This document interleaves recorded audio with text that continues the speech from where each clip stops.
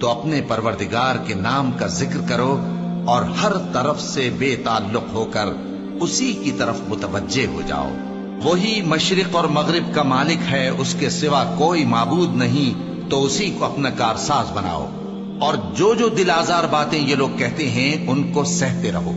اور خوبصورتی سے ان سے کنارہ کش رہو، اور مجھے ان جھٹلانے والوں سے جو دولت مند ہیں سمجھ لینے دو، اور ان کو تھوڑی سی مہلت دے دو۔ کچھ شک نہیں کہ ہمارے پاس بیڑیاں ہیں اور بڑی زبردست آگ ہے، اور گلے میں اٹکنے والا کھانا ہے، اور درد دینے والا عذاب ہے۔